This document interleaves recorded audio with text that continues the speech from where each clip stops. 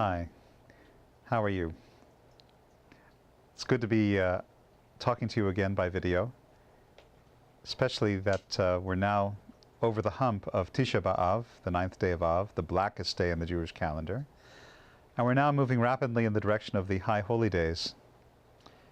And as we move in this most inspiring direction in the Jewish calendar, I'm thinking about tefillin, the phylacteries, the prayer ornaments that we wear in the morning service, at least during weekdays, and some of what they mean. They actually mean many things on many levels. But one important aspect of the tefillin is the aspect of God which is known as El Shaddai, usually translated as God Almighty. When we say that word, or that term, God Almighty, it doesn't sound all that inspiring. It's kind of a hackneyed term, God Almighty. We use it as kind of an epithet sometimes, God Almighty. But really, if you take a look at the word Shaddai, it's a very interesting word if you break it into its constituent parts. For one thing, Shaddai, if you change the vocalization just slightly, you get the words Shaddai, which means that which is enough. So God is the all-sufficient one, the one who is supremely full and supremely self-sufficient within himself. I say himself, could be herself.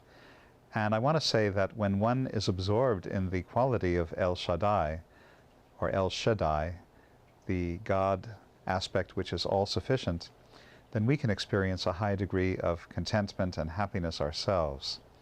That's one aspect of the tefillin. And how does it relate to the tefillin? Well, in a couple of different ways. The tefillin shel rosh, the tefillin that we put on our head, actually has a shin on either side of the prayer box.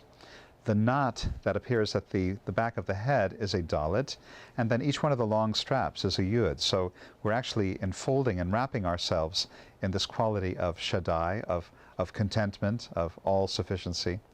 And there's another way in which we do this as well, at least according to the way that I was taught to put on tefillin, and there are different ways that one can do it. But the tefillin shel yad, one makes a sign upon one's hand, as it says in the book of Deuteronomy, and one actually puts a shin on the top of one's hand, and then there is a dalet and a yud made by the wrapping of the tefillin strap. Again, spelling out that word, Shaddai, all-sufficient, all content, perfectly happy within oneself. And this is a quality that we can absorb, I think, by putting on the tefillin on a regular basis. There's another aspect of that word Shaddai that I want to explore with you, and that is the aspect of Shaddai, which is Shad. Just the first two letters of the word Shad, which means breast in Hebrew. This goes along with all contentment, all self-sufficient, full within oneself, because a breast is just that. It's the nurturing aspect of life. And God is not only a father, as we say in the High Holy Days, Avinu Malkeinu, our Father, our King, but we could equally say, with equally great validity, I believe, that God is our mother and our queen. There is a feminine aspect of God which is not generally known about in Judaism. In the literature, it sometimes appears as Shekhinah, the divine presence, the feminine aspect of God which permeates creation and which is actually close at hand, closest to us. Sometimes this aspect is called Eloheinu, our God. So we say in a typical blessing, Baruch Atah Adonai Eloheinu.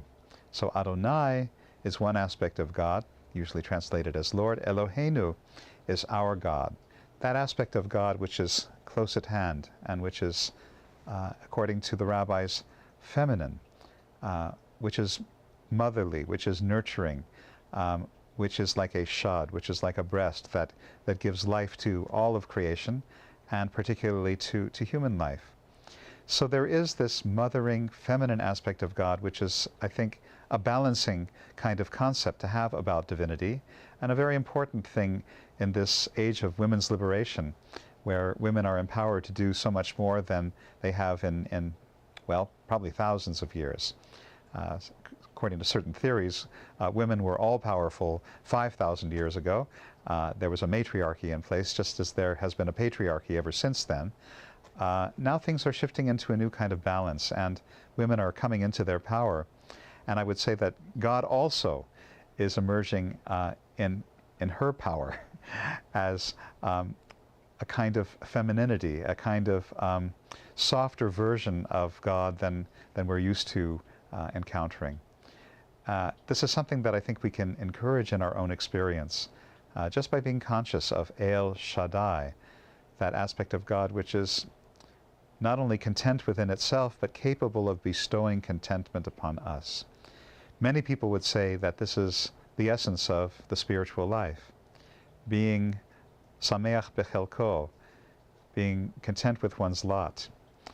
And it is the 10th commandment of the 10 commandments, not coveting our neighbor's wife or anything else of our neighbor's husband, as the case may be.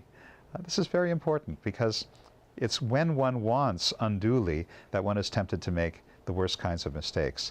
If one is happy with one's circumstances, happy with one's lot, happy within oneself, that is a tremendous, strong place from which to perceive and act in the world. So I want to bless you that in this time leading up to the High Holy Days, that we count our blessings. We realize how fortunate we are to live in Canada at this time.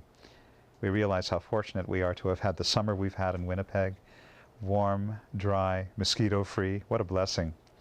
The warmth has been a very nurturing and enlivening warmth. And I think that this has been a good time for Winnipeg, on a real win streak here, and hopefully it continues for years to come. So be content, be all-sufficient within yourself. Doesn't mean you shouldn't go out and do and try to achieve, but realize that God's blessings are washing over us constantly, and the ability to think and to be aware and to move easily in this world, these are tremendous blessings with which we should be content beyond what we usually are. So wishing you a contented remainder of the summer, and I look forward to speaking to you soon again. Shabbat Shalom.